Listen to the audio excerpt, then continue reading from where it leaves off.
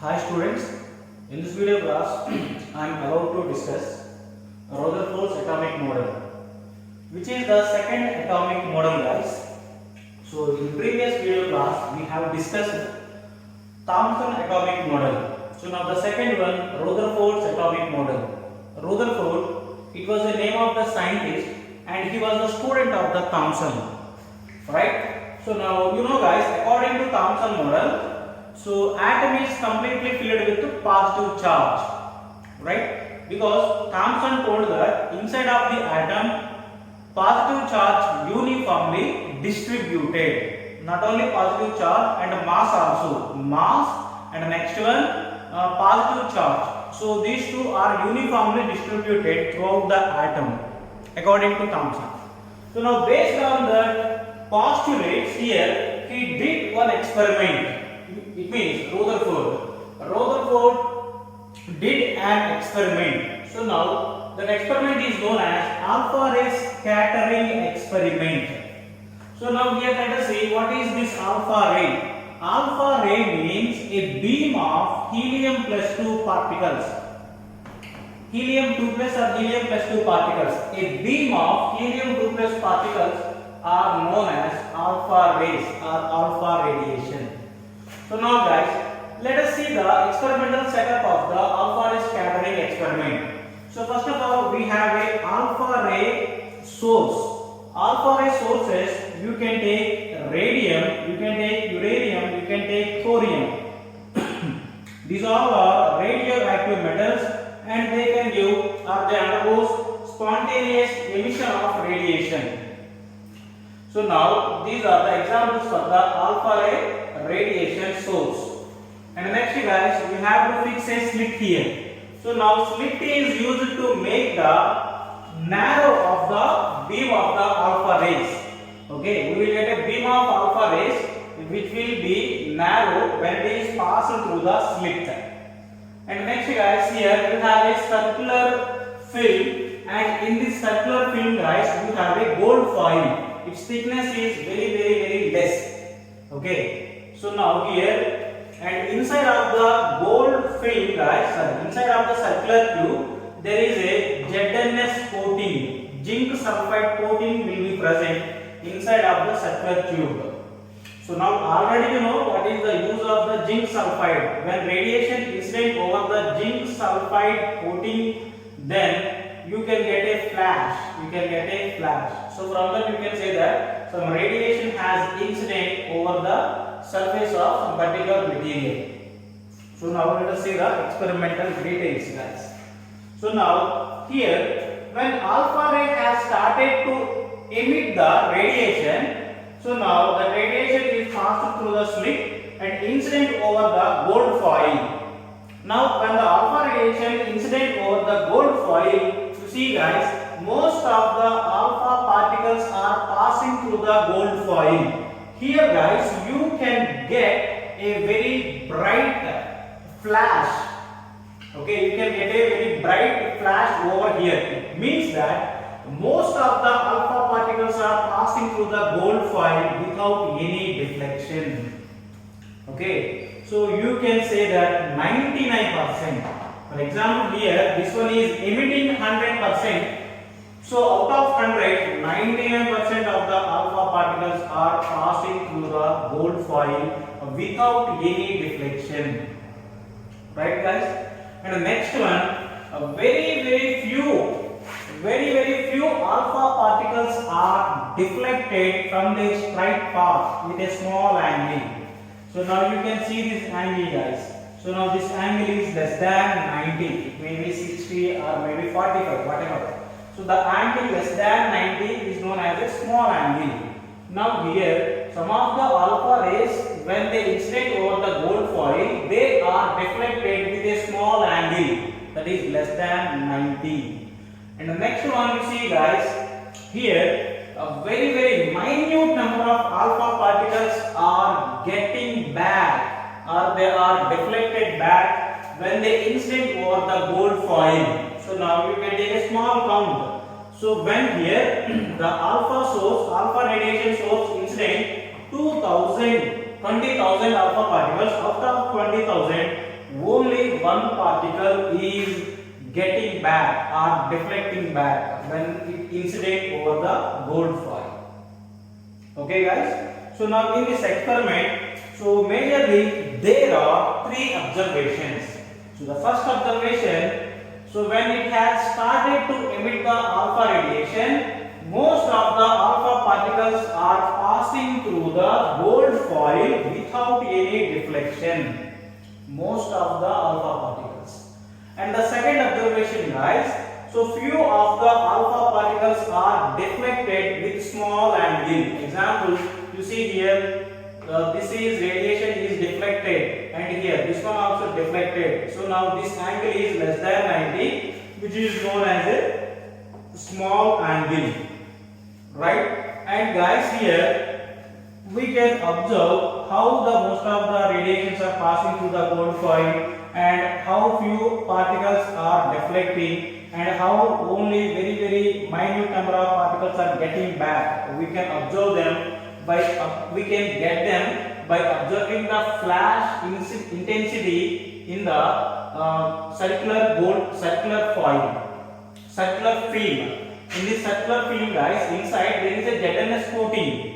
So now in which area incident strikes the film, in that area you can get a flash.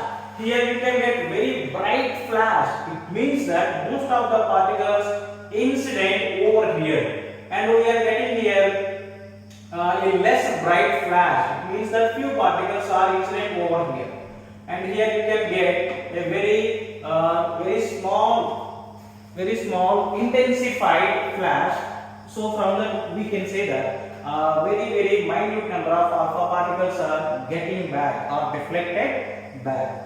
So these are the three observations guys in the alpha ray scattering experiment, which was done by Rutherford. What is the first one? Most of the alpha particles are passing through the gold foil.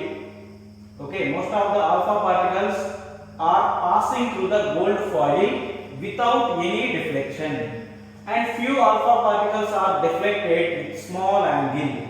And the next one, very few alpha particles. You can make a count guys.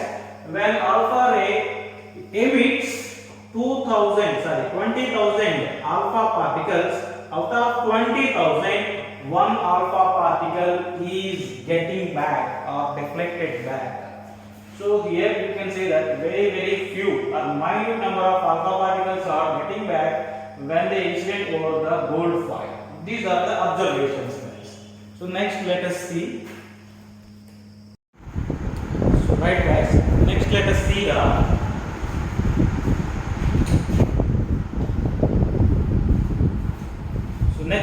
the conclusions of Rutherford's atomic model. Alpha ray scattering experiment. The conclusions given by Rutherford from the alpha ray scattering experiment. So from these observations guys, so he has given the conclusions regarding an atom. So actually guys, before conducting this experiment, he expected that when alpha particle incident over the gold foil, gold foil contains atoms. So ultimately, when alpha particle incident over the atom, so all the alpha particle would come back. Okay. So why? Because according to Thomson, inside of the atom, positive charge is uniformly distributed. For example, you see, this is an atom. According to Thomson here, positive charge uniformly distributed like this. So now you know guys, alpha particle also contains positive charge. Inside of the atom also positive charge is there according to Thomson model I am saying here. So now a positively charged particle is interacting with another positively charged body, so it should come back, because between same charges always repulsions are present. So he expected that when the alpha particles incident over the atom of the gold foil, alpha particle would come back. But here guys, unexpectedly, most of the alpha particles are passing through the atom. Okay. So now from this guys, he given some observations. From the observations, so now here some conclusions also given. Now let us see the first conclusion. So now guys, there must be a large empty space inside of the atom. So here most of the alpha particles are passing through the atom without any deflection. It means that there must be a large empty space. That's why only most of the alpha particles are passing through the atom without any deflection. If there is positive charge according to Thomson atomic model, there is no chance for the moving of alpha particles without any deflection. Okay, if there is positive charge according to Thomson, there is no chance for the moving of alpha particles in this manner. So they will be reflected. Okay. So now here most of the alpha particles are passing through the atom. From this he concluded that inside of the atom there is a large empty space. Of course that is 99% guys, according to his view 99% there is empty space inside of the atom. Now let us see the second conclusion.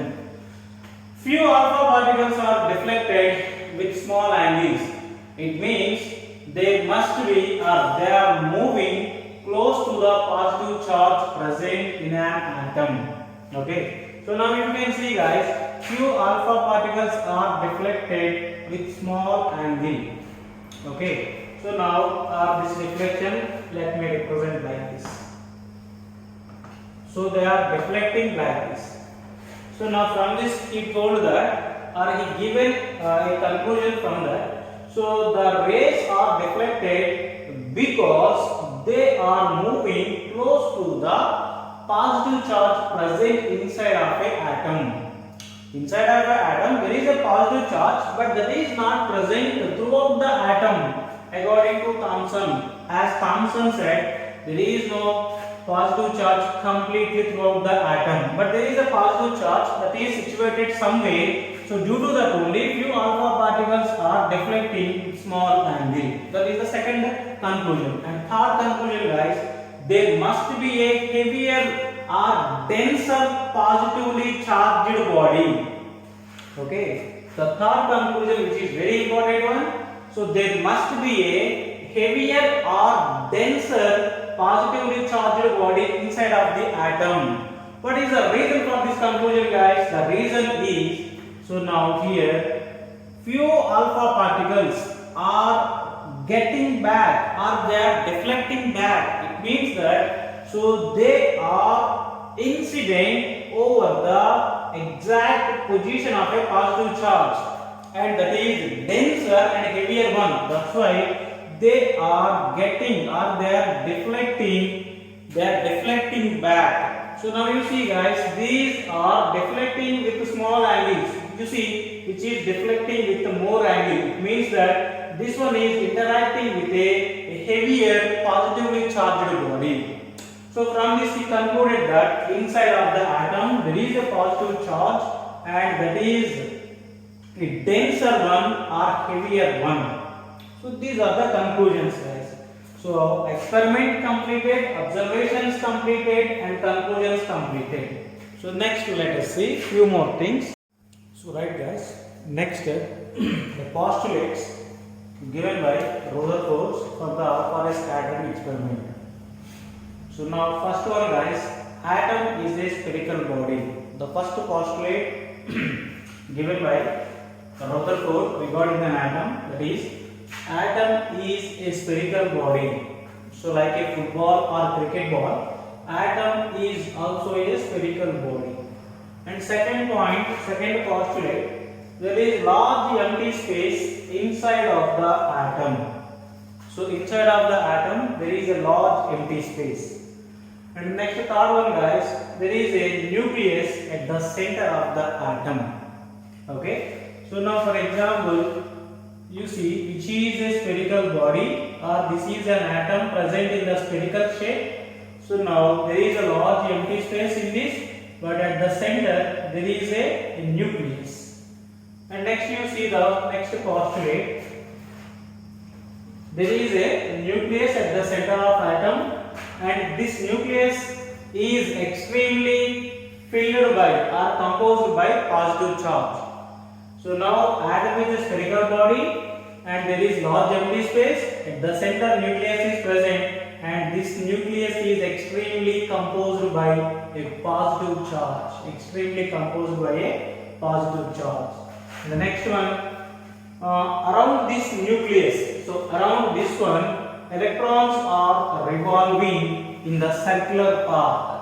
So now inside of the atom there is a nucleus which is completely composed by positive charge, and around this nucleus electrons are revolving in the circular path. According to Thomson atomic model, there is no movement in the electrons. Electrons are static. So simply they were embedded in the positively charged sphere or in the positively charged sphere of an atom. But according to Rutherford, electrons are not in static position. They are moving in circular path around the nucleus, which is extremely composed by the positive charge.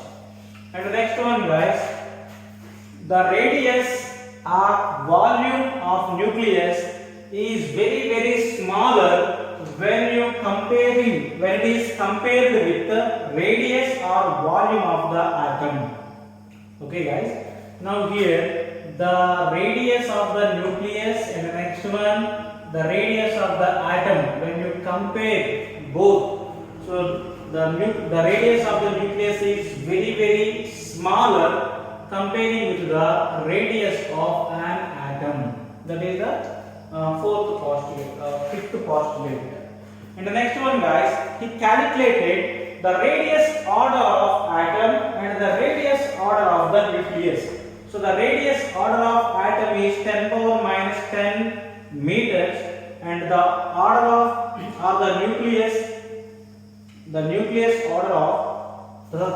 radius order of the nucleus is 10 power minus 15 meter. So what is this order of radius? So it means, guys, for example, you see I have here hydrogen atom, lithium atom, sodium atom and potassium atom. So generally we know that this is the size. Our hydrogen is smaller in size comparing with lithium, and sodium is larger than lithium, potassium is larger than sodium. So now, guys, here for all these atoms, radius, let me take like this. So hydrogen radius may be 2 into 10 power minus 10 meters, and for the lithium, let me take like this, 5 into 10 power minus 10 meters, and for this one 7 into 10 power minus 10 meters, and for this one 10 into 10 power 9 into 10 power minus 9 meters. So these are some hypothetical values of the radius of these atoms, guys. Now you see, in all these given radius, guys, there is a common figure, that is 10 power minus 10. So now, which is being common in the radius of all these atoms, that is known as order. This order calculated by Rutherford as 10 power minus 10 meters. Okay, which is common for all the atoms, guys. By multiplying with certain number, this one, we can get the exact radius of the particular atom. And similarly, guys, so here we calculated the radius order of the nucleus as 10 power minus 15 meters. So now let us compare the radius of the atom and radius of the nucleus by using the values. So right, guys. So now for that, let me take the region of radius of atom. Radius of atom by radius of nucleus. So now radius of atom, the order of radius of atom, how much, guys? 10 power minus 10 meters. 10 power minus 10 meters. And for the nucleus, 10 power minus 15 meters. So now this 10 power, first you see meter, both will be cancelled. And at 10 power minus 15, you bring it up. Then you can get radius of atom by radius of nucleus, which is equal to 10 power minus 10 into 10 power 15. 10 power 15. So now from this we can simplify like this, that is equal to 10 power 5. That is like in the form of a power m into a power n, which is equal to a power m plus n. So then here minus 10 plus 15 equal to 5, 10 power 5. So now you write the same here also, radius of atom by radius of nucleus.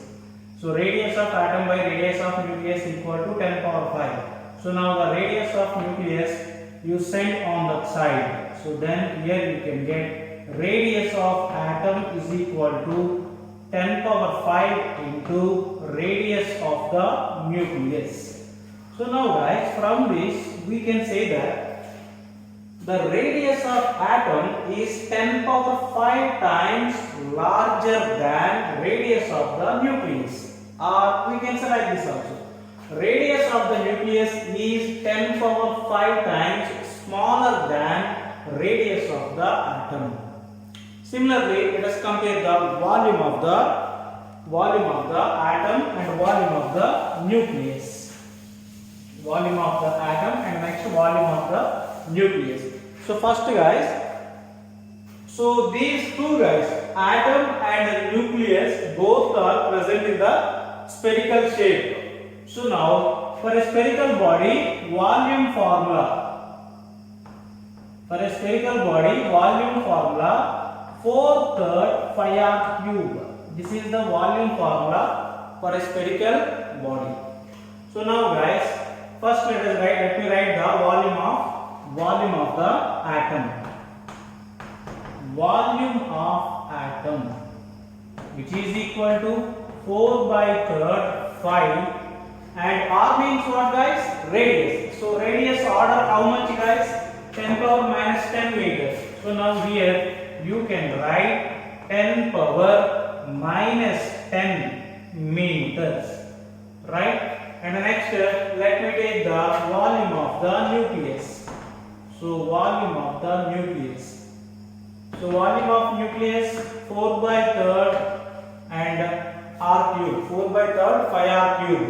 So what is the radius of the nucleus? Radius of the nucleus 10 power minus 15. So now here you can get 10 power minus 15. So here there is cube for r. So you have to take cube in both like this. Right guys? So next let me write the simplification forms of both, which is cube. So which is guys 4/3 phi, 10 power minus 10 whole cube, which is equal to 10 power minus 30 and meter power cube. So meter cube. And this one also similarly you can write 4/3 phi 10 power 15 whole cube, which is equal to 10 power minus 45. And the next one guys, you can get meter cube. So now in order to compare the volume of the atom with radius, we have to take ratio, or we have to take the division of both. So now let me consider volume of atom by volume of nucleus. Volume of atom by volume of nucleus. What is the volume of atom guys?